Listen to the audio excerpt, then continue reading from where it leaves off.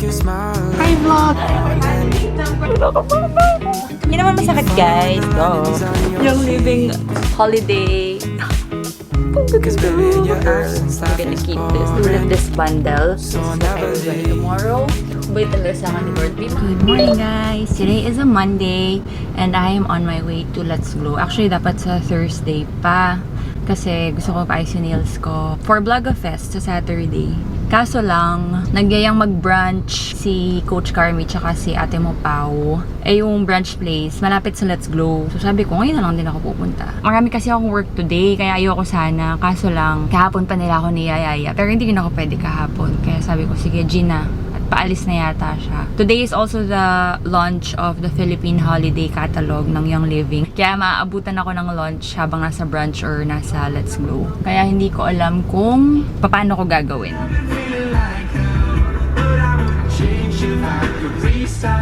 I'm here. Wala pa yata sila. Ang ganda pala dito. May Dear Joe din kasi malapit sa amin. 10 o'clock usapan, di ba? Anong oras na? Pakita yun ang galo mo sila ata. Ano late ng mga eh?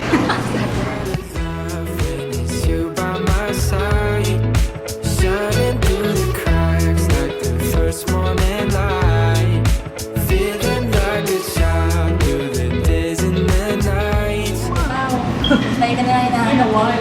Hi vlog! Wow! Hi mga kumare! Wow! Ito ng kumare! Coach! Hala, nahuli ako. Coach nyo!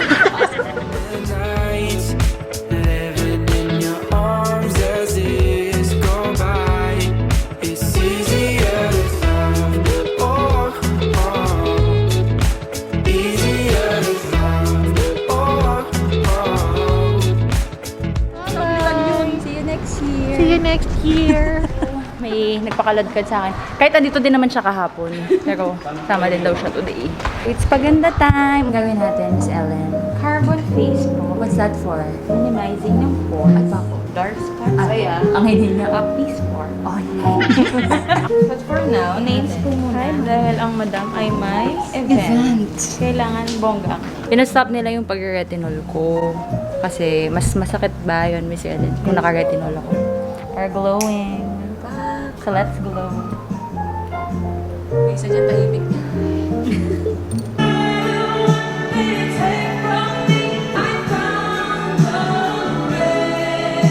Gusto ka naman dyan, kumain. Ganyan ako mag-lapay na yun. Ano yung patak? Candidate number 1. Yeah. Doon ka. Dahilan siya. Ewan ko naman.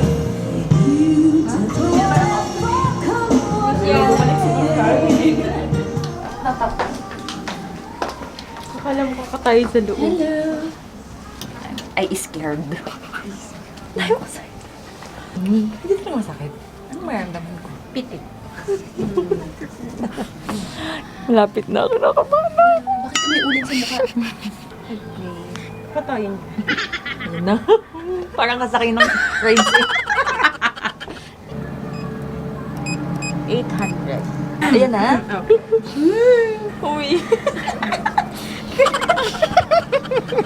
Madam, ito yung tunog niya na. Okay. Yo. Start ako, mama. Pag masakit. Ano gagawin ko pag masakit? Tampalin mo daw sa video. Alamig ang kamay niya gamit. Andali. 1, 2, 3. Sakit? Oh, ano? 1, 2, 3. Bakit lumalakas yung tunog? Kaya hindi ko na alam. Mainit lang. Mainit lang. Kaya po? Kaya yung init, ma'am? Yes, kaya. I hit a new low and stumbled on gold. I want it right now for taking it slow. Never held me down, you did, then it's all. Unlucky for you, I won't let it go. Kano ang ganyan per session? For face po, 3,000. Pero nagbibigay po kami ng discounts. Sa carbon po, less 20%. Bitch, you fought with a petty king. I don't do forgiving for a lot of things. Fuck me over, I'm gonna do that shit right back to you. My new bitch named Karma and we coming back for you. Yes, I'm so I happy. got visions on my brain. Hindi naman masakit, guys. Go. Yabang Day. I'm gonna make you feel this pain. Fuck that hoe, she not my bae. Stack my money, new bitch on me. If you want smoke, like bitch, okay. Pull up in a big body, I'ma hop out with a 10 on me. I got brand new Getty rings on me. 45 might put some wings on them. I wouldn't fall, wouldn't bend for you. Should've went ghost, but I sent for you. I got a message like Hi guys! Today is a Wednesday and naisipan ko lang mag-vlog because nag-unbox ako ng yung Living holiday catalog dut ko. Ginawa ko na siya ng TikTok. So by now, if you're following me on TikTok, malamang nakita nyo na. Anyway, before that, I just wanna show you my very artistic t-shirt for Vlogafest 2022. Art ko and mga art ni Barkley. Here, before we even start, let me introduce myself as the budol. Perfect timing kasi budolin ko kayo. Dalawang packages to. Yung isa sa account ni Don as usual and then yung isa sa account ng brother ko. Kasi yung account ko nagamit ko na noong 10-10. This is the first box. 4 of these. Aroma Globe Diffuser. It comes with Christmas Spirit. Lahat tong apat na to meron ng nagmamay-ari because may mga nagpasabay. Right now, na ina-unbox ko to, available pa siya. Pero hindi ko alam kung magiging available pa siya pag lumabas ang vlog na to. It's so beautiful. It's like a marble thingy. This is cordless. Yun ang pinaka maganda. Kaya ako siya binili. I wanna use it as a centerpiece kasi walang cord. Ganda talaga. Pwede sa mga banyo. Pwede mo dalhin anywhere. It's magaan lang. Medical grade plastic like desert mist and dewdrop diffuser. Super duper compact. May ilaw siya dyan. Ang ganda. Wait. Tada! Oh my god, it's so nice! Looks like that. 2 hours, 8 hours, saka 12 hours na intermittent. So just like your regular diffuser, but more beautiful and more compact and cordless. Thank you, Young Living Philippines! Ito yung charger niya and panglinis. Adapter niya. Kakaiba din compared to the other diffusers. Kaya very compact talaga lahat. Ito, this one is also for me. It is a very beautiful and classy pen. Sobrang perfect niya pang gift. Actually, kaya ko lang binili to. Kasi, pang gift sana. Kaso lang, gusto ko din for myself. It is a diffuser pen and it's a bundle like that. With peppermint. Tapos may extra siya dito na wick. Ang ganda ng box, no? Very classy. At ang ganda ng pen. Mabigat siya, guys. So, perfect talaga siya pang gift. Ganyan. The best part is, tada! It has a wick there. So, what you do, you drop the essential oil there. Ang kasama niya is peppermint because peppermint is amazing for when you're working, when you're tired, inaantok ka, gusto mong magising. So, imagine while you're writing like that, nagdi-diffuse yung pen mo ng napakabangong aroma. Gising na gising ang katawang lupang mo dyan, day. Ang ganda. It's perfect talaga. Ang galing na nakaisip to. At ako naman ang naisip ko, I will drop abundance and I'm gonna use it for whenever I'm signing contracts and mga cheque, ganyan. Diba? Para very abundant ang life. So, yun yung first box ko. That is worth 200 PV na. Lahat to ay via quick order. Pag naka 200 ka kasi, kahit quick order, you're gonna get 30 points or rebate. So, kaya saktong-sakto yung 5 diffuser tsaka isang pen. Naka 200 PV ako dun sa account na yun. And on the second box, grabe, tagal ko pinag-isipan to. Buti na lang, binili ko because napakaganda. So, ito yung lalagyan niya. Kagaya nung scarf before. And alam niyo naman, diba, na every time Young Living releases a scarf, palagi siyang collaborated with an artist. So, ang bundle is itong scarf plus a very cute mini V6 bottle. Tapos, ang painting ay, Diyos ko, sobrang ganda. Kasi yung coconut oil ng Young Living is sourced sa coconut farm sa Bicol, if I'm not mistaken. Basta dito sa Pilipinas. Kaya, inspired by that, ang painting ng scarf na to. Napakaganda, di ba? Ay, Diyos ko, may nagbukas ng pintuan. Binili ko to na extra lang, baka pwede ko ipang regalo or something. Pero nung nakita ko, girl, I'm gonna keep this. Look at the color naman.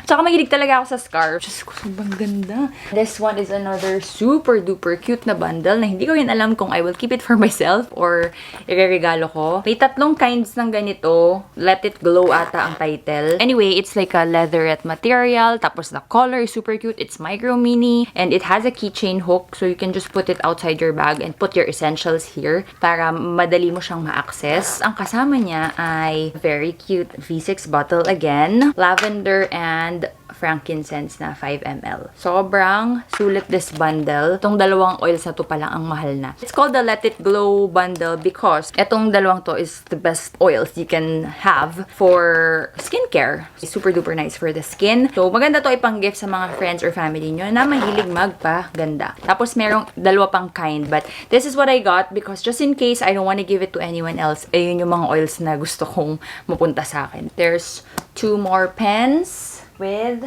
peppermint. This is not part of the holiday catalog. Available to palagi kahit hindi holiday. I just keep a few of these in my house para minsan pag magbibigay ako ng freebie or magpapadala ako pag may bumili ng marami. Ito yung freebie ko, ganyan. So, bumili ako ng 3. Kaso lang yung 2, nabili na. So, isa na lang yung natira sa akin. Eco bag na extra large. Pwede mo siyang i-expand.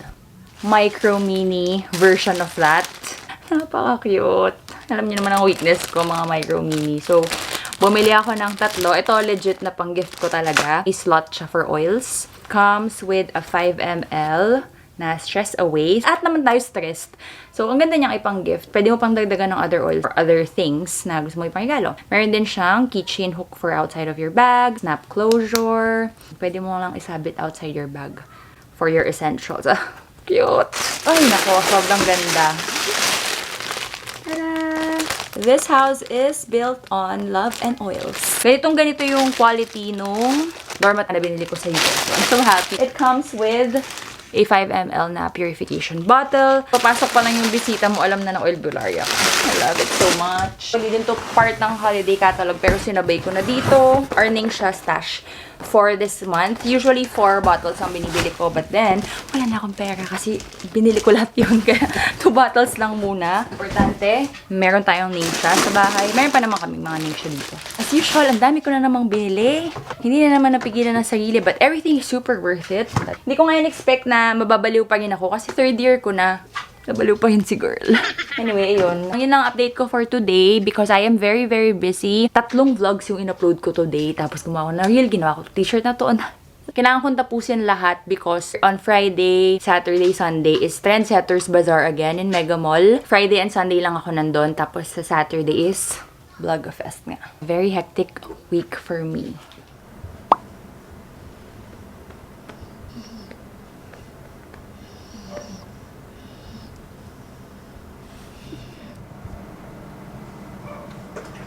Hi guys! Today is the Thursday and it's hapon na. Katapos ko lang mag-film ng vlog. Tapos yung final ko, i-edit ko din. While I am doing that, magpe-prepare na rin kami ni Judy para sa Trendsetter tomorrow. Dadaanan ko lang yung closet ko and see kung ano yung mga gusto kong i-let go at isasama sa mga ibebenta ko bukas.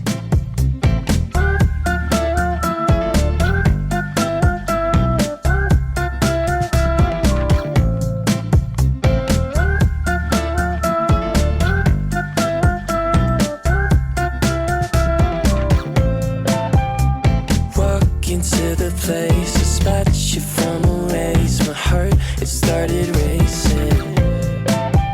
The crowd across the way, flowers on your face, and then from the 80s, someone keeps blocking my way. I can't feel far. Time check, it's now 7 o'clock. I'm so happy. Natapos ko na. Si Judy natapos na rin niyang i-prepare yung mga dadalahin ko tomorrow. So, I'm very happy. It's just 7 o'clock. Akala ko kasi uumagahin ako. Pero thank you. Bait talaga sa akin ni Lord. Ito kasing film ko, ipang matalino yung kailangan pag-isipan, kailangan tama yung mga sasabihin, aaralin. Ayun, ang saya ko kasi hindi nahirapan yung mind ko kanina. Parang ang bilis ko na-absorb at ang bilis kong na-chika sa vlog. Very happy. Maagang maaga kaming kailangan pumunta kay na MM para kunin yung booth namin. And then, 3 lang ulit kami na magbe-build. Ako, si Don, tsaka si Kay. Kaya medyo mahirap kumita ng pera. Anyway, at least I'm very happy dahil natapos ko ng maaga to. Ngayon natin kukunin yung kahoy.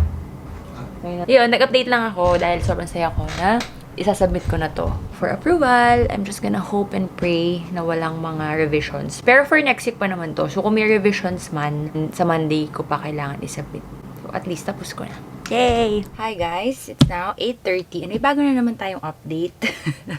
Masaya naman ako, pero may bago akong kinakastresan.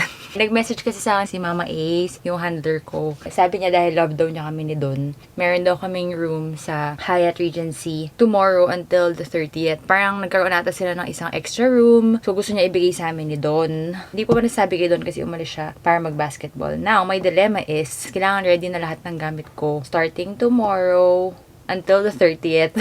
Hindi ko pa alam yung outfit ko sa Vlogga Fest. So, natataranta ako ngayon. Ayun lang naman. Simple problem ng isang maarte girl. Kasi kung hindi naman ako maarte, hindi yun nakaka-stress, diba? So, right now, iniisip ko na kung anong outfit ko bukas. This is what I will wear tomorrow. Pag sinundo ako ni Don, diretso na kami sa Hyatt to check in at night. Outfit ko for Vlogga Fest. And then on Sunday, yung outfit ko for Trendsetter, which is supposed to look like Buttercup kasi plano namin mag Powerpuff Girls na look from our collection. So, pinaka-kinakastressan ko lang talaga is yung outfit ko sa Vlogga Fest. Dahil pag ang nadala ko ay hindi ko bet, wala akong choice.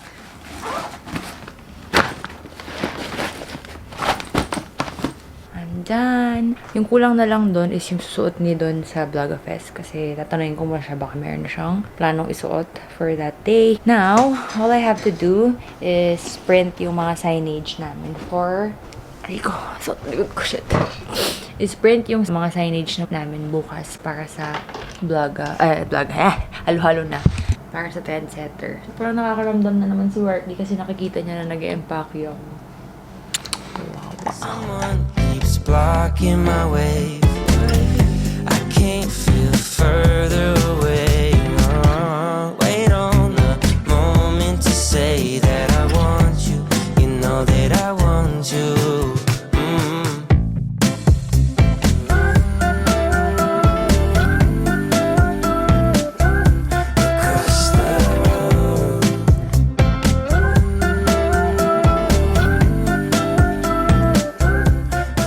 Finally done for the day. I will end this vlog already. Para yung Trendsetters Bazaar and the Vlogga Fest will be on the next vlog. Thank you guys so much for watching. See you on my next one.